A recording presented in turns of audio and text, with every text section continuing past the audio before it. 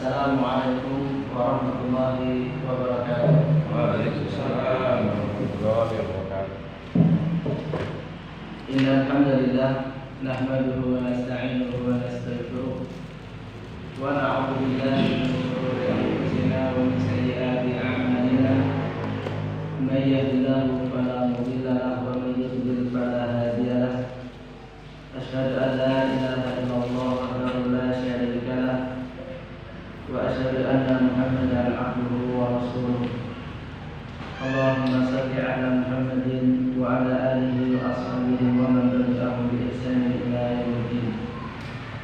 Ya ayyuhalladzina amanu taqullaha wa qulu qawlan sadida yuslih lakum a'malakum wa yaghfir lakum dhunubakum wa may yuti'illaha wa rasulahu faqad faza fawzan 'azima.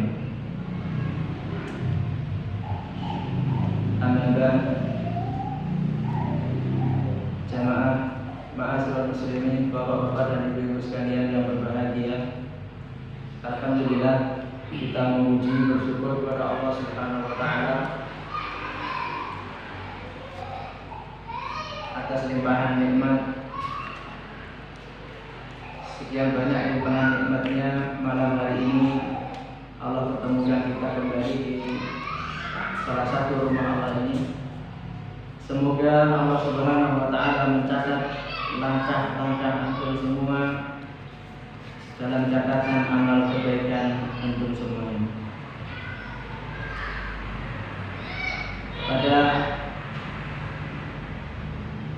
Demikian juga pada pertemuan kali ini, marilah senantiasa kita mengingatkan untuk selalu bersolawat kepada Rasul Sallallahu Alaihi Wasallam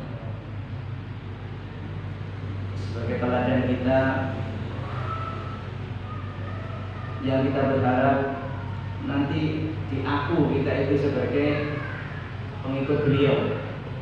Maka bukan hanya dengan bersolawat, tapi kita juga mengikuti jalan hidup beliau, ajaran-ajaran beliau, yang nantinya kalau kita itu diaku oleh beliau pengikutnya, beliau nanti kita berhak mendapatkan syafaat beliau. Syaratnya cuma satu, seorang itu mati dalam keadaan bertauhid.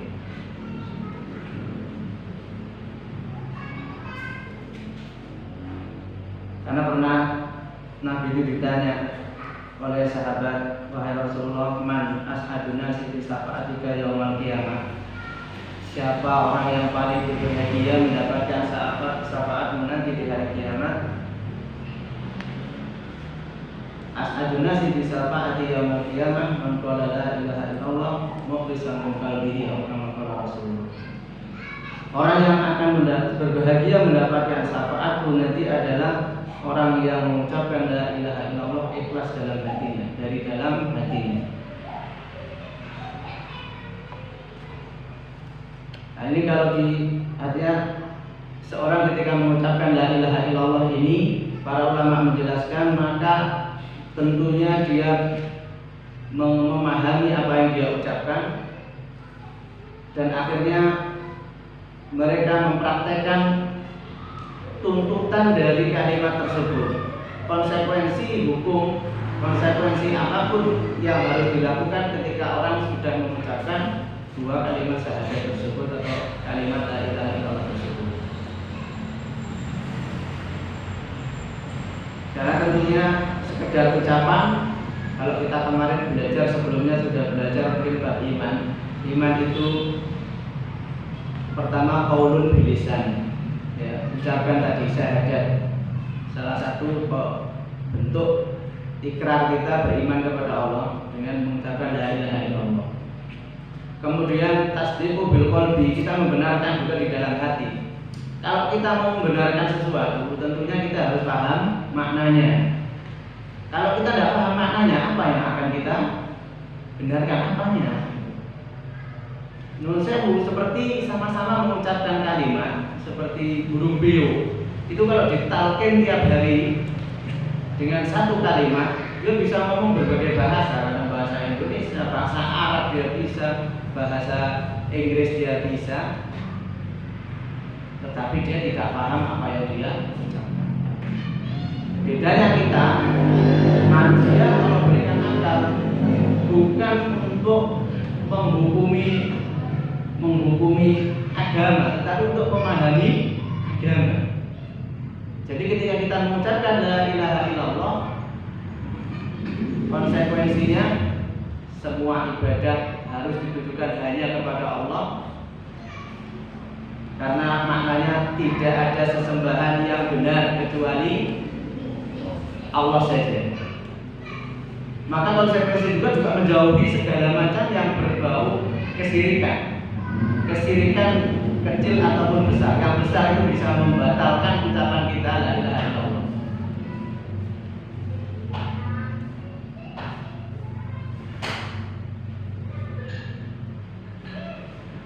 Jadi untuk bisa mendapatkan syafaat Nabi, syafaat itu hanya bermanfaat bagi orang-orang yang meninggal dalam keadaan muslim, meninggal dalam keadaan bertauhid. Syafaat Nabi tidak berlaku bagi orang yang kafir. Orang yang berdosa besar masih berhak. Justru syafaat itu paling bermanfaat bagi mereka orang-orang yang berdosa besar ini, tetapi dia masih meninggal dalam keadaan bertauhid. Bisa jadi Allah akan meringankan, mungkin hanya meringankan siksanya, dinaikkan dari derajat neraka yang paling dalam kemudian lebih dangkal nerakanya. Yang lebih beruntung lagi, dia mestinya masuk neraka, kemudian Allah berikan syafaat Nabi Muhammad, diangkat, dia bisa menjadi penduduk surga.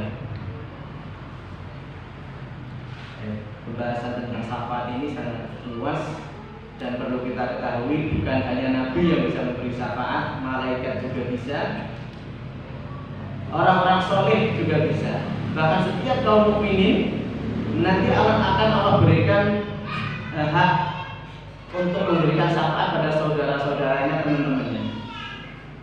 Nanti tergantung tiap orang berbeda-beda, tergantung ya posisinya di sisi Allah Subhanahu wa taala seperti apa. Ada satu umat Muhammad ini yang bisa memberikan syafaat sekian banyak manusia, 70.000 atau sejumlah, dan kami untuk berapa ya, sekian anak lupa. Pokoknya satu orang bisa memberi syafaat sekian banyak manusia, karena memang dia dekat dengan Allah Subhanahu wa taala.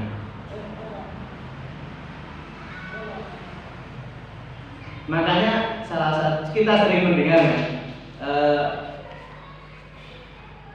atau siksa dalam neraka dibakar. Tapi begitu Allah menjanjikan masing-masing orang-orang beriman bisa memberi syafaat, maka Allah perintahkan kepada neraka untuk tidak membakar wajah-wajah penduduk neraka, bukan penduduk, ahli neraka yang masih muslim, yang masih bertauhid. Sehingga apa? Nanti penduduk surga itu diperintahkan oleh Allah, ketika dia sudah masuk surga, dia tengok temannya kok nggak ada. Duh, ini teman saya satu kampung kok nggak masuk. Padahal di namanya di akhirat itu hanya dua tempat, surga dan neraka. Kalau tidak masuk ke surga berarti nyangkut.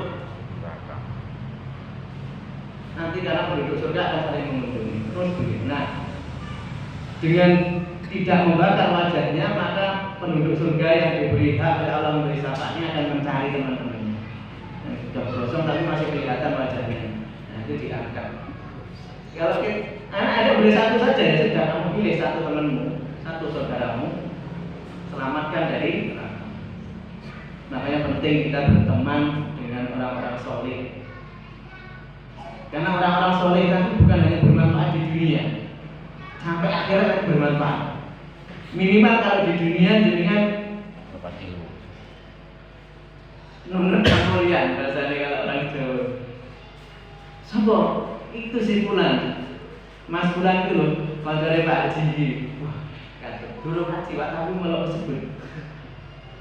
Kancane Pak Haji. Kancane masih dulu sing wong dermawan. Kancane dulu sing kuwatan salate Mas. Kita akan terbawa. Langsung benak orang yang mendengar berarti kan nggak jauh-jauh dari temennya.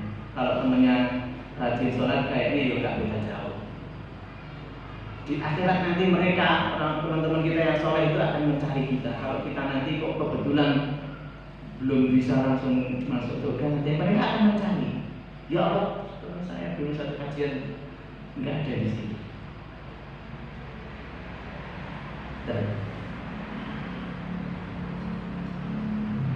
Detail pembahasan tentang syafaat ada di pembahasan tauhid yang mungkin sudah dibahas, kita hanya mengingatkan saja. Baik. Bapak-bapak dan ibu-ibu sekalian, setelah bersyukur kemudian bersolawat, kita Allah Subhanahu Wa Taala mengumpulkan kita di berbagai tempat, ya. Mungkin dalam majelis ilmu, dalam tidak mesti juga di majelis ilmu, mungkin ketemu juga di pasar, ketemu dimanapun. Masing-masing itu kemarin dalam pembahasan cinta itu harus kita dudukkan pada posisinya. Kita bertemu, berkumpul semuanya di bingkai dalam fillah atau lillah, untuk Allah atau dalam rangka kecintaan kepada Allah, agar hal-hal yang mubah itu semuanya bisa bermanfaat. Islam mengatur hubungan kita dengan Allah juga hubungan dengan manusia. Karena apa? Pada dasarnya semua syariat itu tujuan akhirnya itu menjaga ukhuwah. Di dunia ini menjaga ukhuwah, persatuan, persaudaraan. Sehingga hal-hal yang kelihatannya remeh pun diatur dalam syariat. Contoh misalkan dalam jual beli tidak boleh menawar numpang rego. Orang masih transaksi kok kedengarannya langsung di Mas dinya piro? Sejuta. Kowe tak tukune sak setengah cash. Ini tidak boleh. Kenapa? Bisa menyebabkan dia sakit hati. Nah ini aja 1 juta sudah mau diberikan, tiba-tiba ditawar lebih mahal. Kalau mau nawar ya tunggu sampai ini selesai.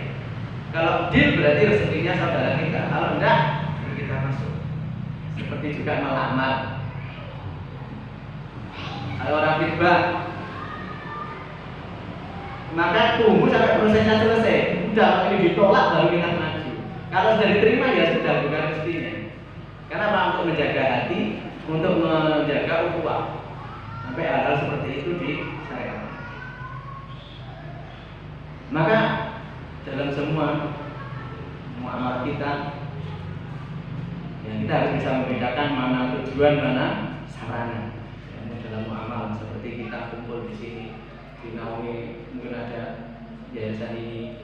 Ya, kemarin kita sudah sebutkan di atau sebelumnya kita punya pengalaman buruk, ya, bangsa kita itu punya pengalaman buruk di masa awal kemerdekaan itu, bahkan sebelum itu jauh. Di mana-mana sebenarnya kaum muslim itu menjadi motor penggerak perjuangan mengusir penjajah. Tetapi di berbagai tempat pun Allah takdirkan berhasil dihancur-hancurkan, dicerai-beraikan. Bukan tanpa sebab. Ada nama kata dulu dalam sejarah ada politik divide and memecah belah. Yang mencetuskan siapa? Seorang namanya Snowboard. Snowboard ini tidak main-main. Dia ketika merumuskan cara nih orang Indonesia, orang Islam itu biar bisa kalah begini-begini. Dia itu dikirim sebelum ke Indonesia sudah mungkin di Mekah 20 tahun mempelajari Islam. Hafal Al-Quran, fasih ngajinya. Makanya ketika dia masuk ke Indonesia, dia langsung ambil telak mana yang bisa dimasuki. Salah satunya apa? Ketidaktahuan kaum muslimin dengan ajaran Islam, nah, itu dimasuki. Karena ketidaktahuan tersebut dan hal yang remeh yang mestinya itu sudah perbedaan-perbedaan yang terjadi sejak lama itu dengan mudah disulut untuk dijadikan bahan bakar. Kan dalam Islam perbedaan itu ada yang memang ditoleransi, ya. Jadi perbedaan itu, khilaf itu ada namanya khilaf tadad, ada khilaf tanawwu. Khilaf tadad itu khilaf yang bertolak belakang.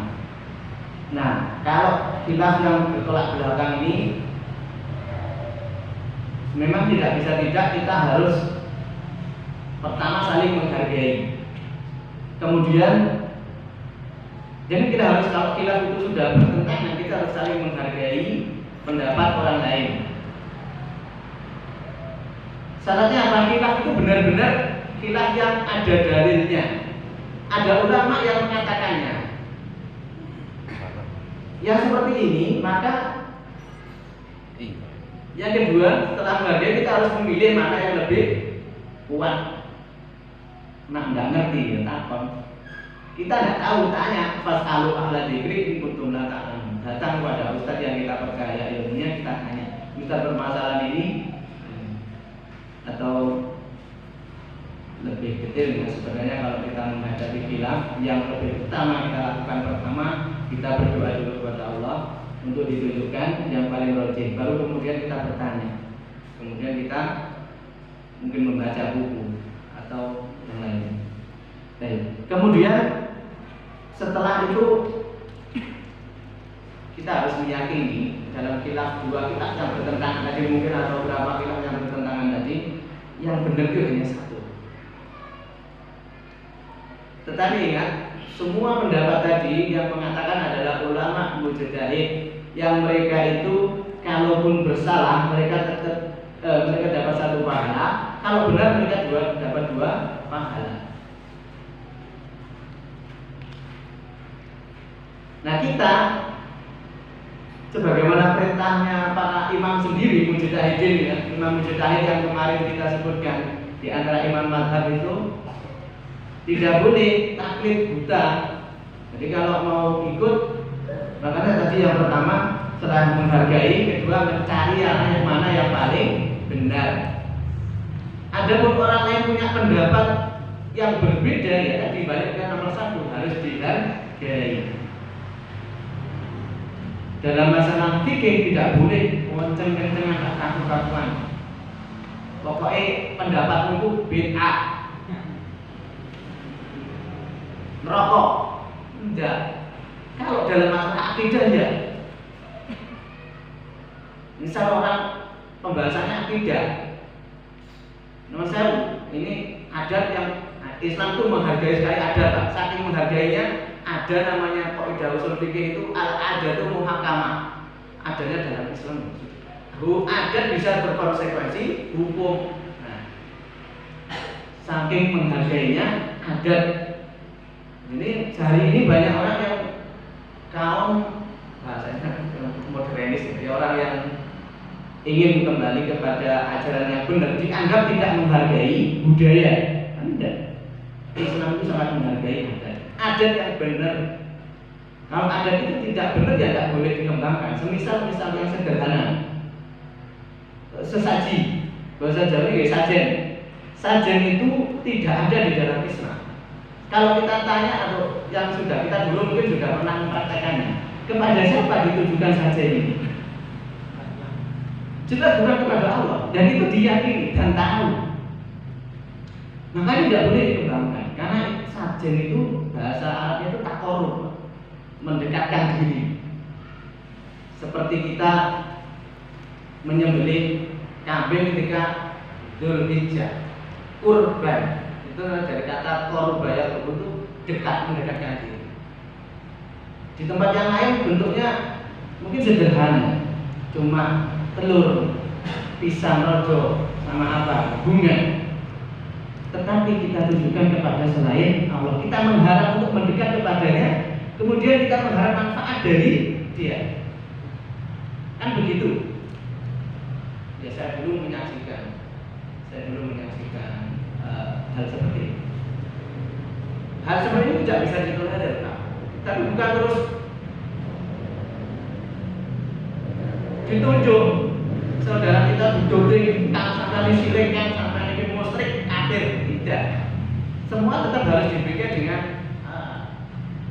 ibaratnya orang sakit dia menolong, harus diberitahu yang seperti ini bukan bersumber dari Islam, tidak boleh dilestarikan. Kalau mau, ya ini dihilangkan, minta kepada Allah. Jadi apa? Mungkin diganti paket sembako, kasihkan anak yatim, kasihkan orang-orang miskin yang tua-tua, janda-janda yang tua, tidak ada yang dari nafkah. Itu manfaat. Doanya mereka itu mungkin lebih diterima dari doa kita. Karena kita berdoa dalam keadaan kenyang, mereka berdoa dalam keadaan butuh, bersyukur benar. Jadi kalau masalah fikih kita harus banyak toleransi. Masalah akidah ya harus, apalagi menurut saya segala ancaman tadi kita tujukan dulu kepada kita. Kalau ini tidak boleh, tidak boleh. Itu saudara kita punya wewenang untuk meluruskan, ya kita luruskan. Bahasanya tetap pilih bahasa yang paling bagus. Seperti kita kembalikan kepada kita sendiri. Kalau kita ditegur dengan kalimat yang jelek itu kita senang apa tidak? Kalau nggak senang ya jangan tegur saudara kita dengan kalimat itu.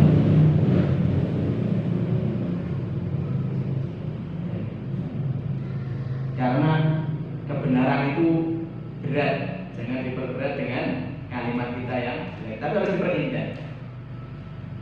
Meskipun ringan bagi Allah yang Allah ringankan ringan. Tapi kalau umumnya orang menerima berat, karena sebagiannya itu sudah diyakini bertahun-tahun, akhirnya kaprah, menjadi kaprah seolah-olah itu kebenaran.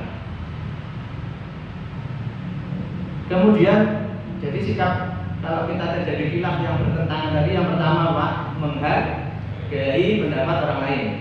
Yang kedua kita harus berusaha mencari yang paling benar, yang lebih benar. Tentunya dengan dalil, bukan dengan hawa nafsu. Aku pilih yang paling enak lah.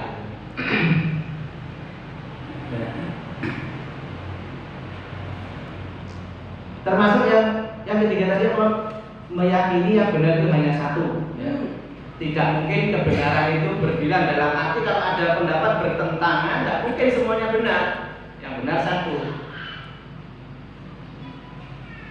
Kemudian yang keempat, tidak boleh mengikuti pendapat-pendapat yang paling ringan atau mengikuti kesalahan-kesalahan para ulama.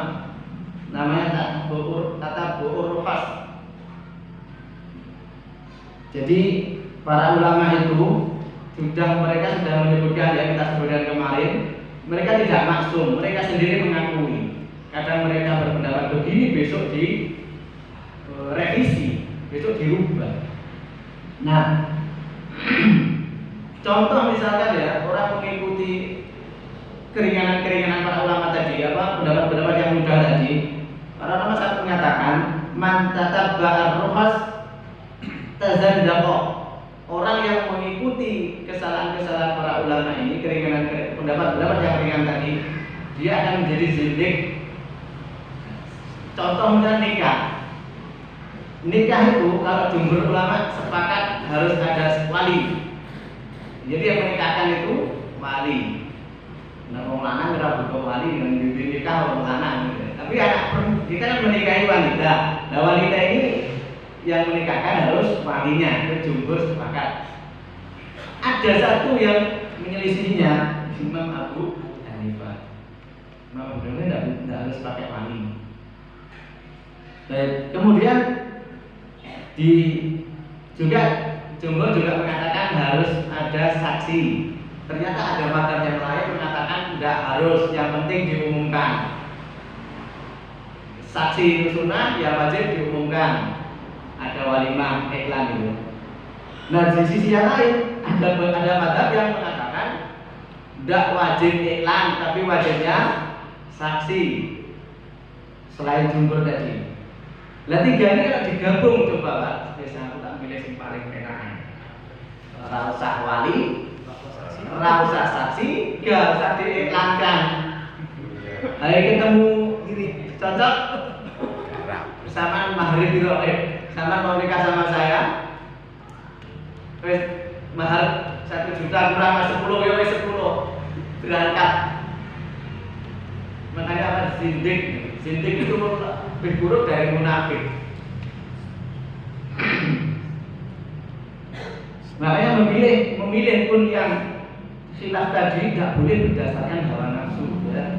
Harus benar-benar kita tadi, makanya kita berdoa dulu kepada Allah, baru kemudian tanya ustaz atau googling atau baca buku, sehingga nanti Allah tunjukkan yang mana yang paling Baik.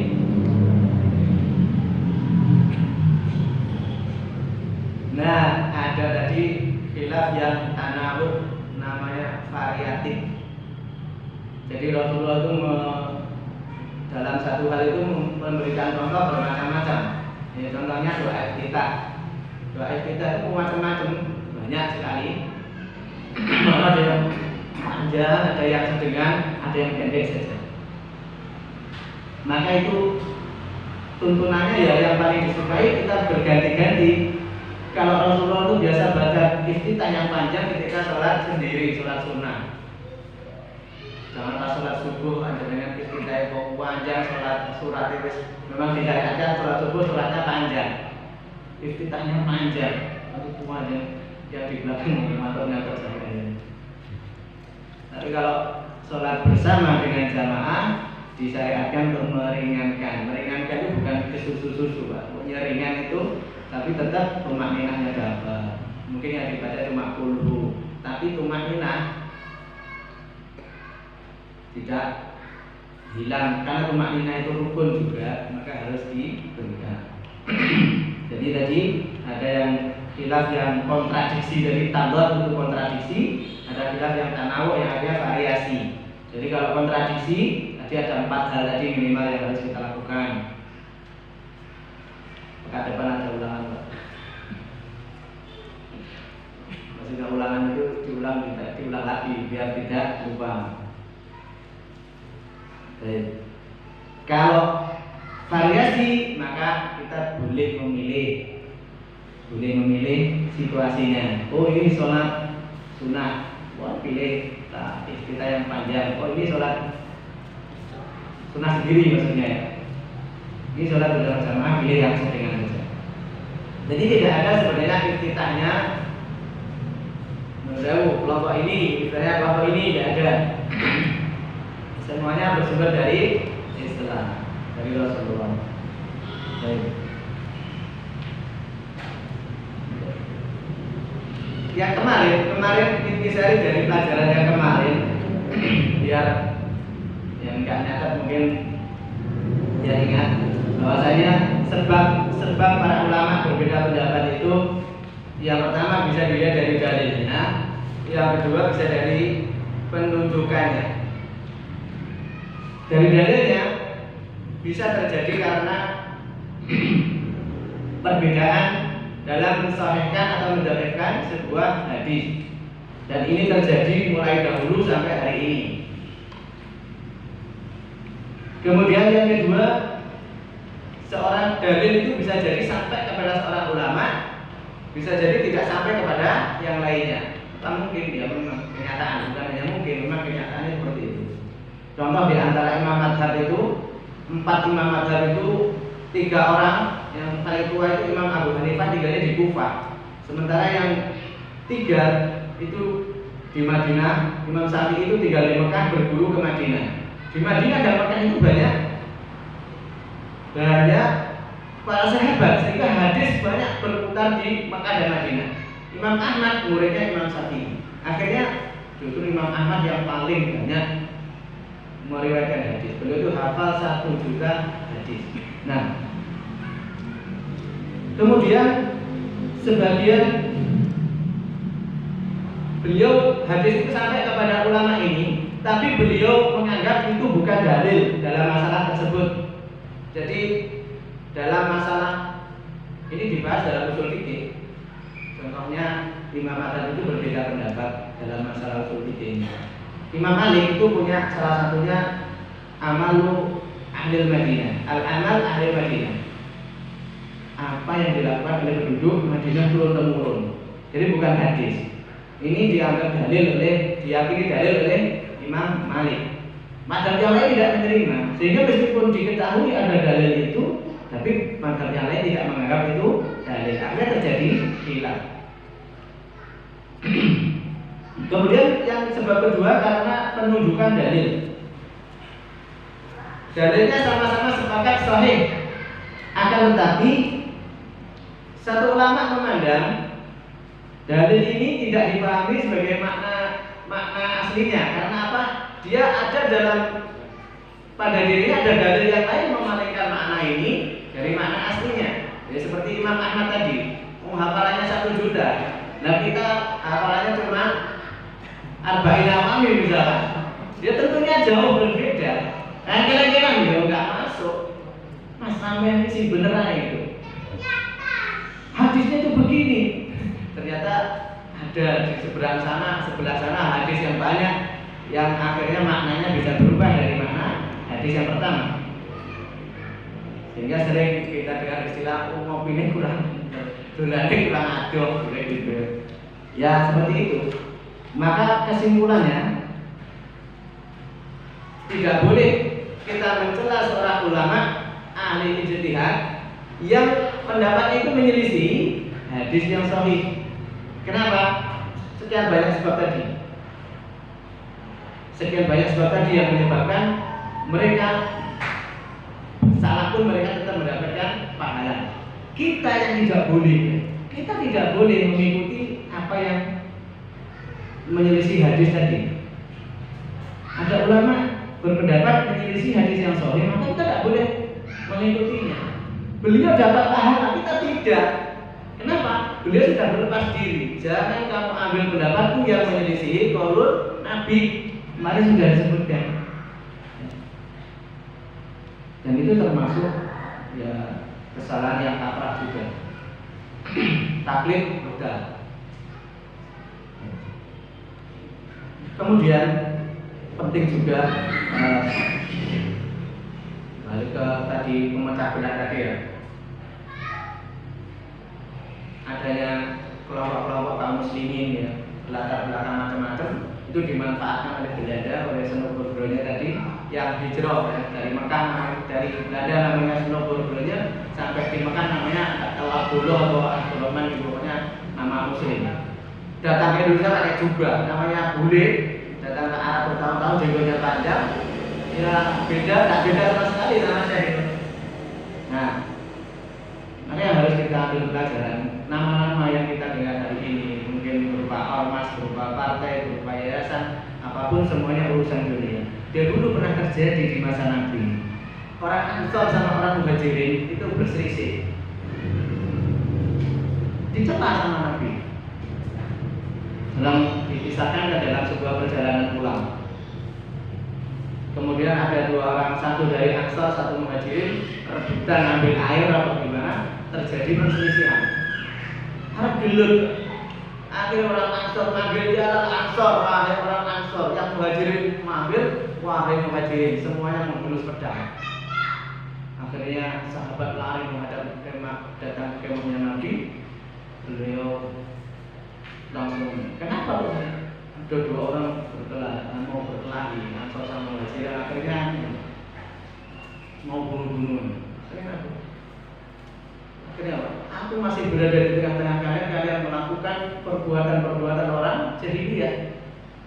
Ini perbuatan orang jahiliyah, memanggil dengan nama-nama kelompok. Padahal nama Ansor dan Muhajir itu nama yang mulia. Disebutkan di dalam Al-Quran dalam konteks pujian dan rekomendasi bahwa mereka ini orang yang diridhoi. Tetapi ketika dipanggil dalam bentuk panggilan-panggilan ta'asubiyah, fanatik kelompok, dicela oleh Nabi. Padahal jelas dalam Al-Quran surah At-Taubah ayat 100. Wasabiqunal awwaluna minal muhajirin wal ansar walladzina tabauhum bi ihsan radhiyallahu anhum wa radu anhu. Tapi sampai itu disebut, Pak. Insyaallah. Amin. Sampai disebut dari mana? Walladzina tabauhum bi ihsan. Kalau kita itu mengikuti mereka, orang-orang yang pertama-tama masuk Islam dari kalangan Ansor, Muhajirin, ya, radhiyallahu anhum wa radu anhu. Mereka sudah pasti radhiyallahu anhum wa radu anhu. Tapi nama Ansor dan Muhajirin yang mulia ini begitu dijadikan standar kebenaran. Orang ini fanatik, akhirnya dipanggil dalam konteksnya untuk bermusuhan dalam Islam, dicela oleh Nabi. Apalagi nama-nama yang ada hari ini, Pak. Nama kita yang hari ini nggak ada di dalam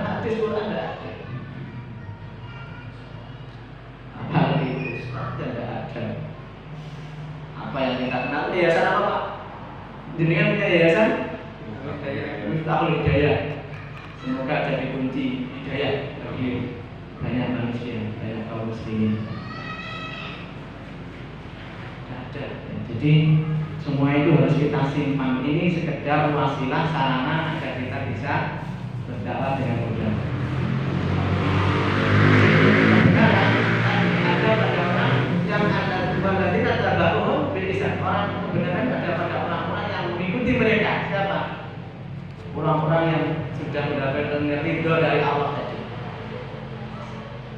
As-sabiqunal awwalun minal muhajirin wal ansar. Ini yang kelompok yang harusnya menjadi standar ya bagi kita semua. Walladzina tabauhum bi ihsan, yang mengikuti mereka siapa? Ya tabi'in. Tabi'in ini dipuji oleh Rasulullah. Tabi'in juga dipuji oleh Rasulullah. Makanya walladzina tabauhum bi ihsan ini panjang sampai hari kiamat. Maka orang-orang yang ya kita kalau kita benar-benar berusaha untuk mengikuti mereka, ya semoga kita masuk dalam ayat ini. Nanti tidak akan disebut Yayasan Miftahul Hidayah, tapi kalau Yayasan Miftahul Hidayah ini orang-orang yang berusaha mengikuti jalannya para sahabat ini, ya nanti akan dipertemukan dengan semua yang sama pemahamannya, akan bergerak bersama-sama. Rasulullah mengatakan khairul quruni qarni sumal ladina yalunahu sumal ladina yalunahu. Sebaik-baik kurun itu kurunku, yaitu para sahabat. Kemudian yang setelah mereka yaitu tabi'in, kemudian setelah mereka tabi'ut tabi'in. Nah, para imam tadi yang kemarin kita sebutkan itu berada di 3 kurun yang utama ini, Pak. Para imam tadi ada di dalamnya. Sehingga mereka itu yang menjadi rujukan. Makanya tidak boleh seorang keluar dari apa yang sudah mereka sebutkan. Kalau para ulama itu kita ada 5 pendapat, kita tidak boleh buat yang ke-6. Tidak boleh. Pasti kebenaran itu ada di antara yang 5 ini. Kenapa? Betul-betul Pak, kalau kita itu baca kitab-kitab mereka, kayak hal-hal yang sangat detail itu dibahas dengan diskusi yang sangat rumit. Yang hari ini kalau kita dalam posisi ilmu alat kita seperti ini masuk ke wilayah itu ya umat masuk. Kenapa? Makanya itu kita kalau sudah ada pendapat imam itu jadi 10 pendapat misalkan, pilih salah satunya, tidak boleh nambah lagi ke 11. Siapa kita gitu. Nah,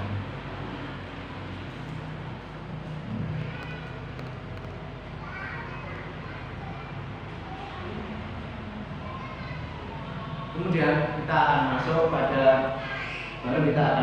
pada bab yang kita fikih. Sebelumnya dalam pembahasan fikih itu secara garis besar terbagi menjadi 2, yaitu fikih ibadah dan fikih muamalah. Fikih ibadah yang kita kenal thaharah, sholat, jenazah, manasik siam, kemudian haji dan jihad. Nah, itu masuk dalam fikih ibadah.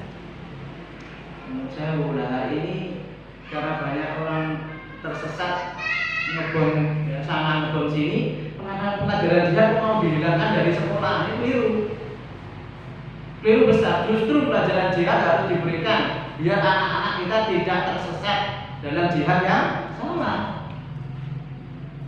Kita harus belajar jihad yang benar bagaimana untuk mengkanter orang-orang yang suka mengklaim mereka jihad, tapi dengan bom bunuh diri. Kalau mereka tidak tahu istilah jihad, dicuci otaknya sama mereka. Ini jihad yang paling benar. 5 menit langsung jadi teroris. Dulu pernah dibahas oleh Ustaz Abdurrahman Ayyub.